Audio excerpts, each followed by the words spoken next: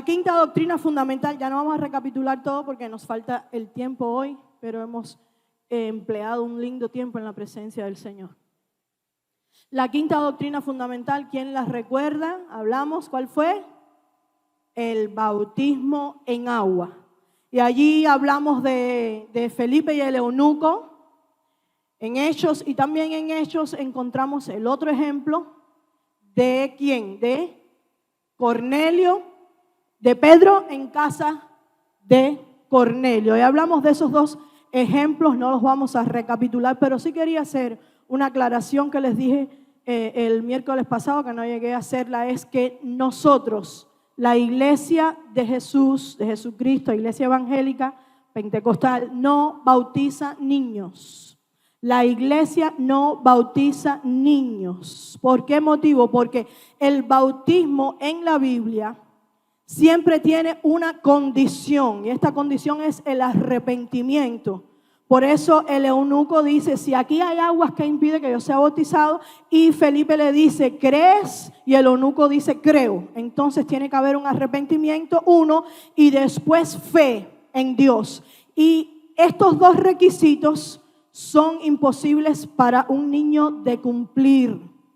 Un niño no puede expresar exteriormente arrepentimiento y fe como alguien que ya conoce bien el mal. Esta costumbre de bautizar niños comenzó en el siglo V con la Iglesia Católica. Pero los judíos lo que hacían era, y es lo que hacemos nosotros, presentar los niños a Dios.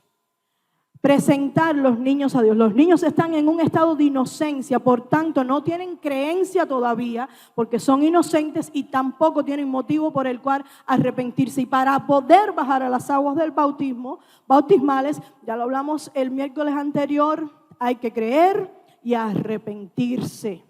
Por ese motivo no bautizamos niños. Quería aclarar esto rapidito. Vamos a la sexta doctrina fundamental. La cena del Señor.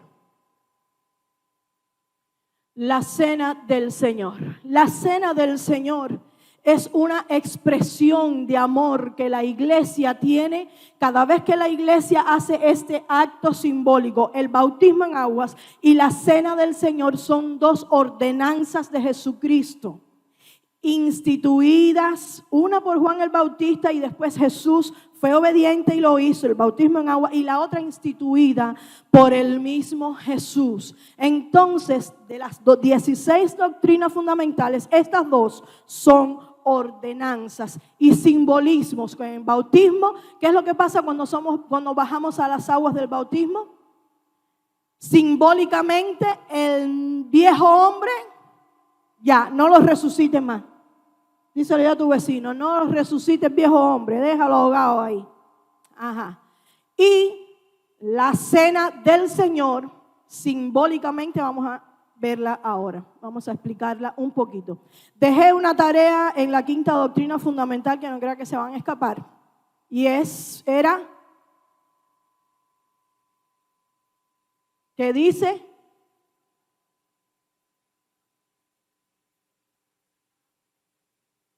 Mi alumna, da un aplauso a mi alumna, todos los miércoles ella se lleva un aplauso. Y los demás alumnos,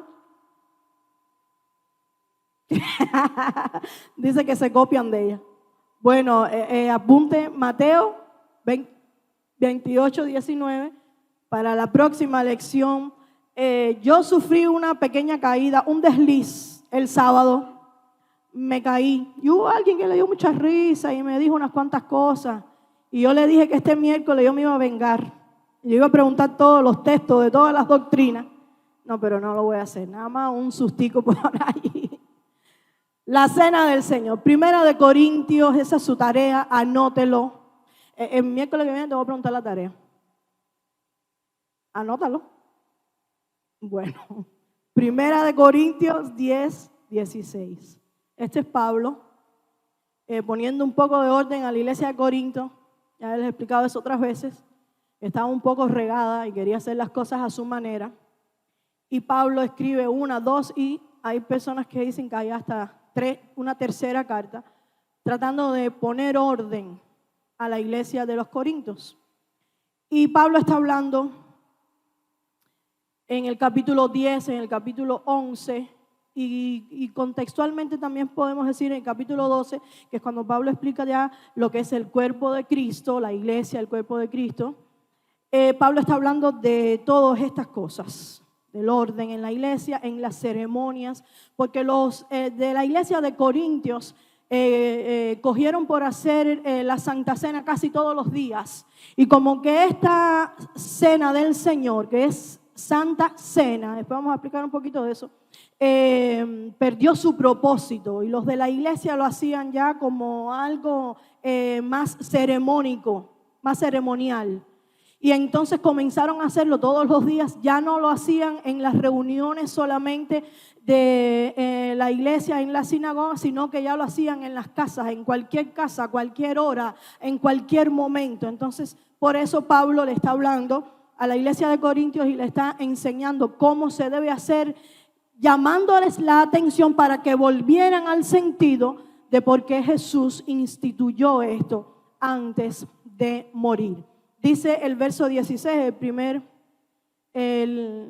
carta de Corintios, el capítulo 10. La copa de bendición que bendecimos no es la comunión de la sangre de Cristo. El pan que partimos no es la comunión del cuerpo de Cristo. Entonces Pablo les está explicando que tomen con seriedad esta ceremonia de la iglesia. Les voy a explicar un poquito el contexto histórico de la cena del Señor. Y yo quiero pensar y me agradaría mucho que a partir de ahora usted no coja el vaso y haga, la hermana Nati venga y diga el paso número 1 y paso número 2 y perdamos el sentido, sino que lo hagamos con todo amor y con toda convicción de lo que esto representa y de lo que Jesucristo quiso instituir o instituyó. La institución de la cena del Señor tuvo lugar en el aposento alto. Jesús, ya horas antes de ser crucificado, se reúne con sus discípulos para una cena, pero esto no era cualquier cena, era una cena especial. Los judíos tenían esa costumbre, cuando iban a anunciar algo, cuando iba a pasar algo, ellos reunían, pero escuche bien este detalle, reunían solamente a su familia allegada. Y Jesús quiere anunciar algo, Jesús quiere decirle, compartirle algo a sus discípulos y los reúne allí en aquella cena especial. Esta cena, después la iglesia primitiva comienza a celebrar estas cenas y la llama, queda todavía así en el calendario judío, cenas de amor.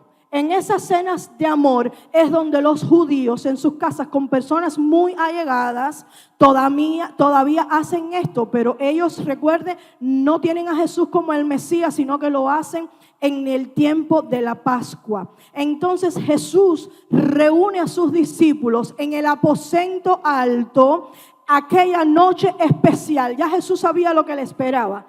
Ya Jesús sabía que incluso compartiendo la cena en ese mismo capítulo, en ese mismo diálogo con los discípulos, a esa misma hora, un poquito más abajo Jesús dice, y el que moja el pan, ese me va a traicionar. Entonces ya Jesús sabía que tenía el tiempo contado para subir a la cruz. Así que anteriormente a la cruz, Jesús se reúne con sus discípulos para instituir lo que hoy conocemos como la Santa Cena o la Cena del Señor. En esta ocasión, estando en ese lugar, usted puede imaginarse ahí a Jesús con los discípulos en aquel aposento alto. En esa ocasión, Jesús comienza a explicar cuál era el propósito de esta celebración diciendo, búsquelo allí conmigo, Lucas 22:20. De igual manera, después que hubo cenado, tomó la copa. Fíjese que primero ellos cenaron en las fiestas de los judíos. Cuando eran estas cenas especiales, ellos tomaban 4 copas. 4 copas. La tercera copa, ellos le llamaban la copa de la bendición. Y aquí Lucas es el único que vierte el tiempo. Mateo y Marcos ubican primero que Jesús partió el pan y Lucas dice que tomó Jesús primero la copa, porque ya habían tomado otras copas, como nos describen Marcos y Mateo. Primero Jesús parte el pan y después Jesús toma la copa. Pero en Lucas nos dice que estaban cenando ya, y después de haber comido, ¿usted me entiende? ¿O enredé mucho? Después que hubo cenado, toma la copa diciendo: esta copa es el nuevo pacto en mi sangre, que por vosotros es derramada. Entonces lo primero que tenemos aquí es que si esta tercera copa, esto en contexto cultural judío, si esta tercera copa era la copa de la bendición, la cena del Señor no es una ceremonia para nosotros entristecernos, sino que la cena del Señor constituye bendición para nuestras vidas cuando la tomamos. Cuando usted come del pan, el cuerpo de Cristo representa el cuerpo de Cristo, o bebe del vino que representa la sangre derramada de Cristo, usted lo está haciendo para bendición y no para que estemos llorando todos aquí con un pañuelo en la nariz.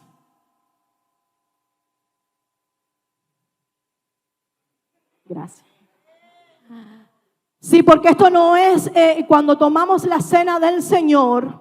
A veces queremos hacer las cosas tan, no sé qué palabra decir, tan perfecta que perdemos el significado. Lo que usted está tomando, si lo hace dignamente, como dice Pablo también en el capítulo 11, que no se puede tomar la cena del Señor indignamente. Indignamente no quiere decir que los que sí la toman son dignos, porque digno no había ni uno. Digno solo hay uno. Ustedes no me están entendiendo hoy. Gracias. Digno solamente había uno. El único digno de abrir el libro y desatar los sellos. ¿Cuál es su nombre? Jesús. Pero lo que quiere decir Pablo es que no lo hagamos por hacerlo, que no le perdamos el sentido a lo que estamos haciendo, o que no nos creamos tan santos que la puedo tomar y no pasa nada. Sino que Pablo lo que quiere decir a los corintios, a ti y a mí en esta noche, es que sepamos lo que estamos haciendo. Estamos bebiendo para bendición. Aleluya. Y déjame decirte otra cosa. Fíjate, si la cena, la Santa Cena, no es una ceremonia de luto, ni es una ceremonia para que la iglesia se entristezca, que Jesús murió al otro día, fue crucificado, murió. Pero ¿qué pasó al tercero? Resucitó de entre los muertos. Si Jesús no hubiera resucitado, la Santa Cena hubiera perdido todo el sentido. Es más, no hubiera iglesia. Porque Cristo resucitó es que nosotros tenemos esperanza. Porque Cristo resucitó es que nosotros podemos partir el pan y tomar del vino. Aleluya. Entonces la ceremonia de la Santa Cena debe hacerse más bien con gozo, como lo hacían los judíos. Todavía hoy los judíos lo hacen así. Ellos recuerdan cuando cuando Jehová los sacó con manos fuertes de Egipto. Esa es la Pascua que ellos celebran. Cuando ellos se sientan a celebrar en sus casas la Pascua, ellos lo hacen con regocijo, porque fueron librados mediante el líder Moisés, pero por la mano de Jehová fueron librados de la esclavitud de Egipto. Eso mismo tenemos que recordar usted y yo cuando llevamos el pan a la boca, cuando llevamos el vino a la boca, que fuimos librados. Ya no, el éxodo de Moisés fue limitado, fue un poco de personas, pero el éxodo de Jesucristo es de muchos, de millones. Sobrepasó en gran manera a la Pascua de Moisés. Aleluya. Y el Cordero Pascual era Jesucristo. El Cordero Pascual era Jesucristo. Eso estamos conmemorando cuando tomamos la cena del Señor. Esto no es una ceremonia religiosa, es un recordatorio de que Cristo era el Cordero Pascual, que Él derramó su sangre, pero de que Él viene otra vez a buscar a su iglesia. Eso es lo que estamos recordando al ingerir la cena del Señor. Así que cuando nuestro pastor nos llame nuevamente a recibir el pan y a recibir el vino, que usted sabe que esto no es para entristecernos, pensar en todos los latigazos que le dieron a Jesús, sino para que usted reciba la bendición de la sangre que fue derramada por usted en el Calvario y reciba la bendición de la esperanza que tenemos en Cristo, de que el Cordero Pascual murió pero resucitó y viene por su iglesia nuevamente. Aleluya. Cuando Jesús, nos dice el evangelista Lucas, que Jesús dice, esta copa es el nuevo pacto, haciendo referencia también Jesús a que hubo un antiguo pacto, y Jesús está diciendo, ya no vamos a hacerlo más como el viejo pacto, ahora estoy instituyendo un nuevo pacto, porque a su vez estaba recordando Jesús el antiguo pacto que había sido ratificado por los israelitas en el monte Sinaí. Éxodo 24, usted estúdielo en su casa. Éxodo 24. Allí Moisés esparce la sangre sobre el libro del pacto. Moisés esparce la sangre también sobre el pueblo. Roció la sangre de los animales que habían matado sobre el pueblo. Y Moisés dice, he aquí, Éxodo 24:8, he aquí la sangre del pacto que Jehová ha hecho con vosotros. Ese fue el pacto que Jehová instituye con Israel en el monte Sinaí. Pero Jesús está diciendo, ahora esto es un nuevo pacto. Díselo a tu vecino, esto es un nuevo pacto. Si lo ves medio dormido, te doy permiso para que le des un pequeño codazo y dile, esto es un nuevo pacto. Aleluya.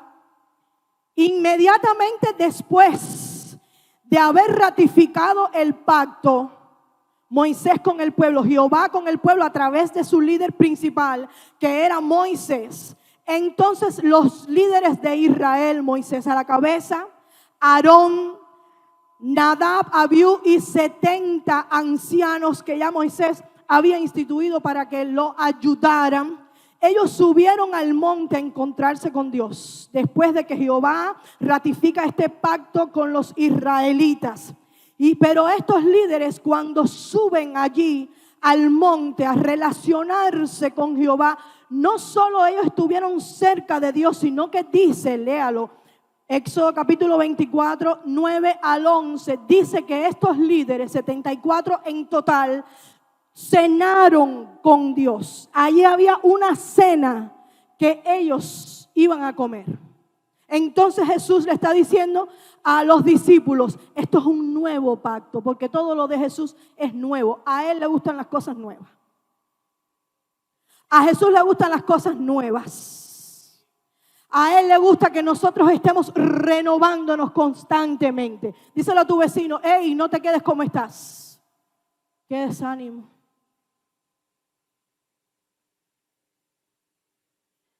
No te quedes como estás. A Jesús le gustan las cosas nuevas. He aquí yo hago cosas nuevas, dice el Señor. Pronto saldrán a la luz. Aleluya. El Señor no le gustan las cosas viejas. Ya lo que pasó para Dios ya pasó. Y he aquí Dios hace cosas nuevas. Segunda de Corintios 5:17 dice, si alguno, repítalo, nueva criatura es, las cosas viejas ya a mi Dios no le agradan. He aquí Él las hace todas nuevas. Aleluya. Estos líderes, cuando suben a ratificar el pacto, a finalizar el pacto de la Pascua con los israelitas, tienen una cena. Pero Jesús le está diciendo a los discípulos, esto es un nuevo pacto que yo hago con ustedes. Siglos después de entonces de esta ratificación de Jehová con el pueblo de Israel, Jeremías escribe en Jeremías 31:31 y dice, he aquí que vienen días, dice Jehová, en los cuales haré nuevo pacto con la casa de Israel y con la casa de Judá. Y esta era la profecía. Jesús la estaba cumpliendo como todas las profecías acerca de Él, a cabalidad, a perfección. Y es por eso que Jesús dice, esto es un nuevo pacto. Aleluya. La Pascua conmemoraba para los israelitas el éxodo de Israel de Egipto. Y siglos después, Jesús logra un éxodo muchísimo mayor en la cruz del Calvario. Él te salvó. Él libró tu vida de la mano del faraón. Aleluya. Vamos, díselo a tu vecino. Jesús libró tu vida de la mano del faraón. Ya no hay más opresión, ya no hay más cadenas, ya no hay más enfermedad. Oh, Cristo me hizo libre. Díselo a tu vecino. Cristo me hizo libre.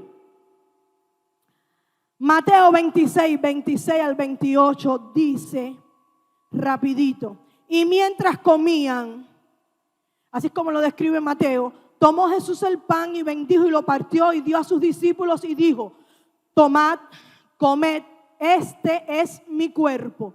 Y tomando la copa y habiendo dado gracias, les dio diciendo, bebed de ella todos, porque esto es mi sangre del nuevo pacto, que por cuantos, por muchos. Entonces nuestro Cordero Pascual, que es Jesucristo, superó el éxodo de Moisés.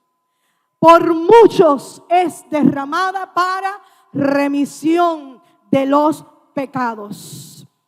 Todo creyente debe participar dignamente en la cena hasta que venga el Señor Jesús. Luego de que Jesús instituyera esta ordenanza, le da a la iglesia una manera de conmemorar constantemente su muerte, y esto es precisamente lo que la iglesia primitiva hizo. Esto es lo que la iglesia primitiva hizo. La iglesia primitiva también obedecía a cabalidad los mandamientos. Imagínense, los discípulos habían estado con Jesús. Ellos sabían lo que era cenar con Jesús. Ellos sabían cómo se acababan los paris de Jesús. Eran todos en oración. Y cuando ya Jesús, entrada la noche, le decía a Pedro, Jacobo y Juan, hey, vamos a orar. Vamos para allá. Y así terminaban los paris de Jesús. Ellos conocían el cuerpo. Ellos conocían, habían visto el sufrimiento de Jesús. Ellos habían visto a Jesús siendo martirizado hasta la muerte. Ellos habían visto, sobre todo Juan, que fue el único que estaba de pie ahí frente a la cruz. Ellos sabían cómo había sido todo este proceso de Jesús al llegar a la cruz. Y dice Hechos 2, 41, 42, después de Pentecostés, en Pentecostés, con el derramamiento del Espíritu Santo, de cual vamos a hablar el miércoles que viene, en Pentecostés nace la primera iglesia. Después que el Espíritu Santo es derramado, nace la primera iglesia. Hechos 2, 41 al 42, dice, este es Pedro en su primer discurso, dice, así que los que recibieron su palabra fueron bautizados y se añadieron aquel día como 3,000 personas. Fíjense cómo la iglesia primitiva, debido al mover y al derramamiento del Espíritu Santo, de una vez obtiene 3,000 miembros, sin contar los niños y las mujeres. Y nosotros, para que nos reunamos 50, ¿qué trabajo nos cuesta? Aleluya, alaba o disimula. ¿Qué trabajo nos cuesta venir el viernes? Venimos a arrastrar, ay Dios. Pero en el verso 46, creo que de ese mismo capítulo, dice que se reunían todos los días. Y de solo un discurso se convirtieron alrededor de 5,000 personas. El primer discurso, todavía no había la población que hay ahora. Y dice la Biblia que después de ese derramamiento del Espíritu, eso fue lo que pasó, 3,000 personas, dice el verso 42, y perseveraban en la doctrina de los apóstoles. Esta gente, la iglesia primitiva, perseveraba en 4 cosas que las tiene ahí en el verso 42. En la doctrina de los apóstoles, número 1. ¿Qué cosa es la doctrina de los apóstoles? Tienen 0 en participación hoy. La enseñanza de aquello que los apóstoles habían recibido como revelación de Dios. Ellos habían estado con el verbo, la acción, ellos lo conocían. Y esa enseñanza, en esa enseñanza prevalecía la iglesia, dice aquí, prevalecían en la doctrina de los apóstoles, número 1. Número 2, en la comunión, ¿qué? Unos con otros. Dile a tu vecino un momentico allí de mi parte, no te vayas sin saludarme. No te vayas sin saludarme. Y Si tienes 10 pesitos que te sobran, pregúntame si tengo leche en la casa, pan. Pregúntame si necesito alguna medicina. Pregúntame cómo están mis niños, qué puedo hacer por ti. Esa es la iglesia primitiva. Comunión unos con otros, que es el ministrarnos unos a otros. Lo que pasa es que hemos cambiado un poco el sentido de ministrarnos. Para la iglesia primitiva, ministrar quería decir servir. Para nosotros es imponer mano y que se le paren los pelos a que le pusiera la mano arriba. O meta 4 gritos y se caiga para atrás. Pero eso no es lo que es ministrar para la iglesia primitiva. Ministrar para la iglesia primitiva era tenerlo todo en común, compartir unos con otros. ¿Qué te falta? ¿Qué necesitas? ¿Qué puedo hacer por ti? Eso era lo que quería decir ministrar para la iglesia primitiva. Tenían comunión unos con otros. Era cumplir todos los deberes y las responsabilidades como creyentes. Eso era comunión unos con otros. Número 3, perseveraban en la doctrina de los apóstoles, en la comunión unos con otros, en el partimiento del pan. Así que la iglesia primitiva fue obediente a esta institución de Jesús.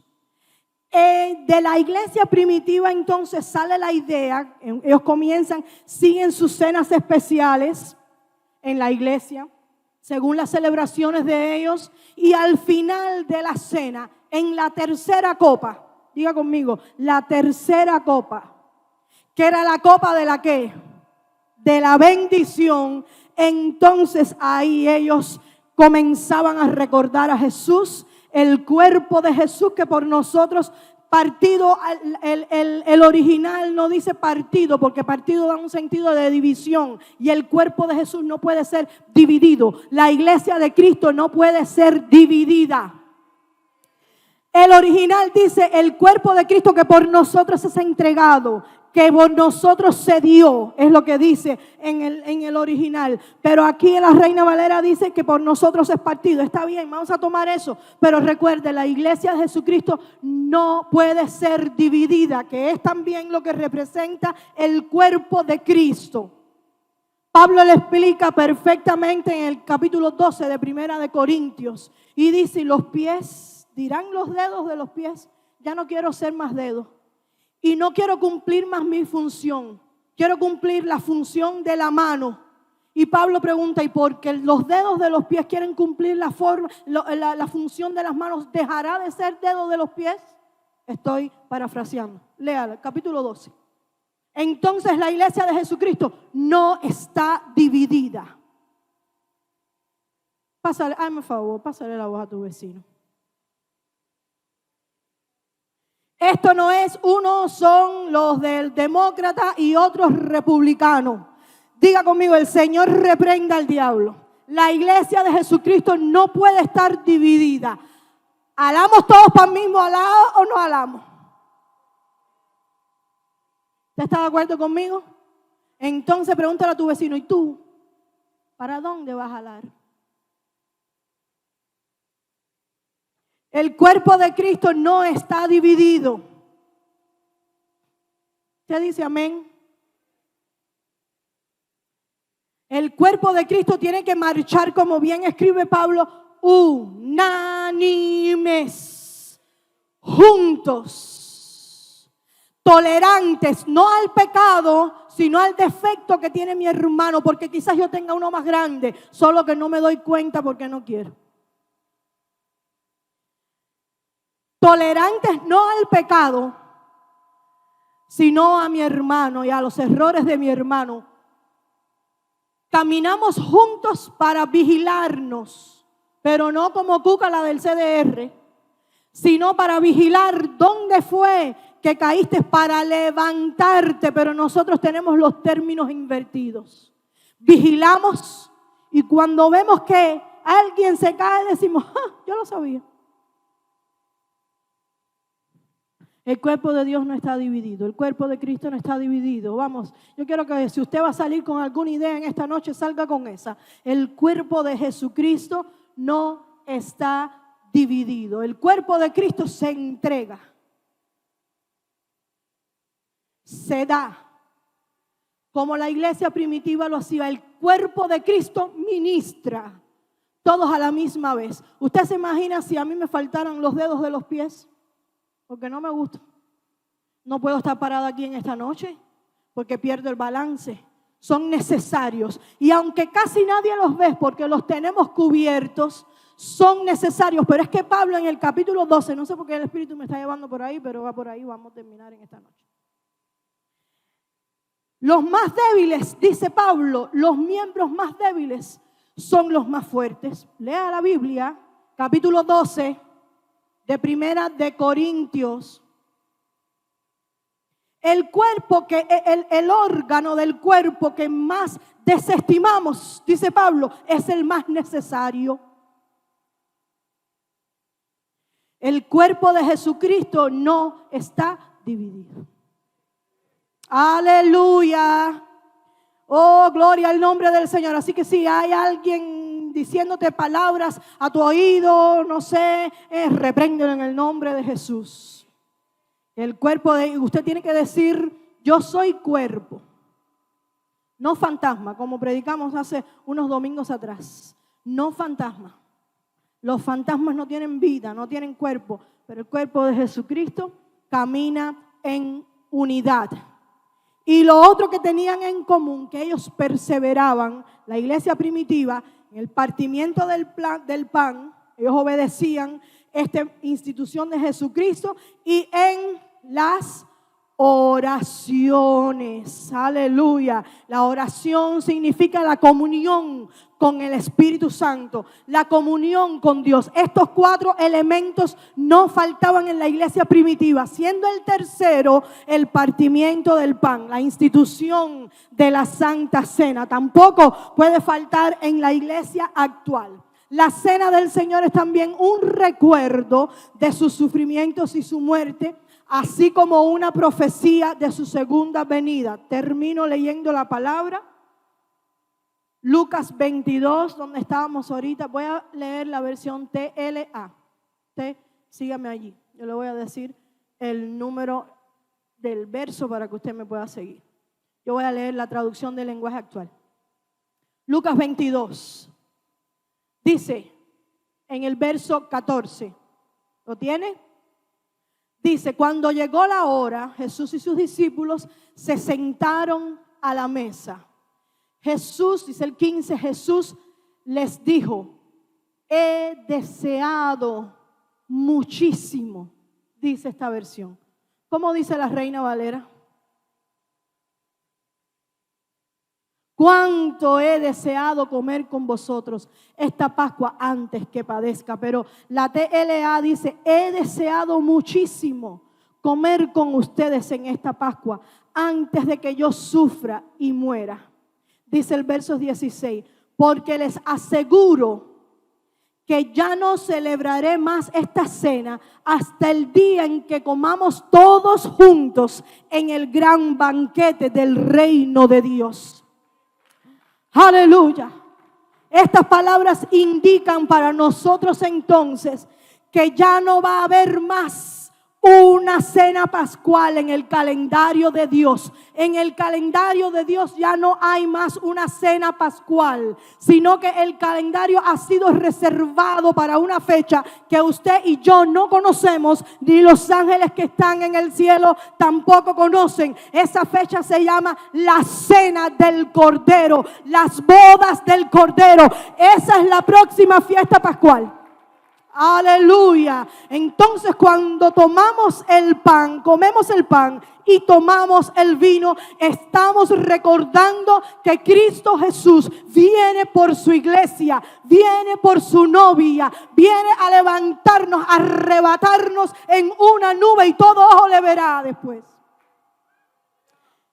Y conoceremos cara a cara, aleluya, lo que ahora vemos como por un espejo, dice Pablo. entonces le veremos cara a cara. Dice el verso 17, luego tomó una copa con vino, le dio gracias a Dios y dijo, tomen esto y compártanlo entre ustedes.